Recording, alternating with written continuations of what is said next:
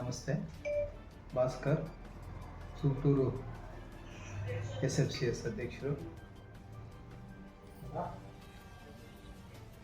2025 ಮತ್ತು 26ನೇ ಸಾಲಿನಿಂದ ಈ ಸಾಲಿನಲ್ಲಿ ಚುನಾವಣೆ ಘೋಷಣೆ ಆಗಿದ್ದು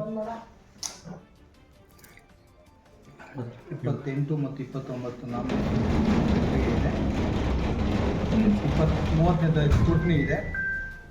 31 ವಾಪಸ್ಸಾತಿ ಇದೆ. ಹಾಗಾಗಿ ಬಿದ್ದರೆ 5ನೇ ತಾರೀಕು ಚುನಾವಣೆ ನಡೀತದೆ. ಸಂಸ್ಥೆ ಉತ್ತಮವಾಗಿ ನಡ್ಕೊಂಡ್ಬಂದಿದೆ. ಕಳೆದ 45 ವರ್ಷಗಳಿಂದ ಚುನಾವಣೆ ನಡೆದಿಲ್ಲ. ಈ ಸಲನೂ ಎಲ್ರಿಗೂ ಒಂದು ಆಶಾಭಾವನೆ ಇದೆ.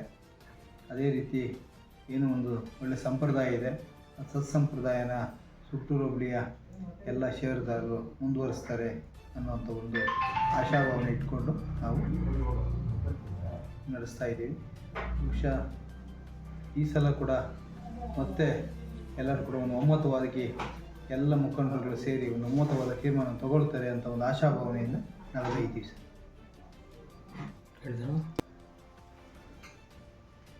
ಸುತ್ತೂರು ಸೊಸೈಟಿ 1976-77ರಲ್ಲಿ ಸ್ಥಾಪನೆಯಾಗಿದೆ.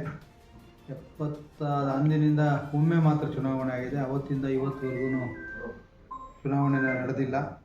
ಒಂದು. ಎರಡನೇದು, ಈ ಸಂಘ ಸುಮಾರು 700 ಜನಕ್ಕೆ ರೈತರಿಗೆ ಸಾಲ ನೀಡಿದ್ದೀವಿ.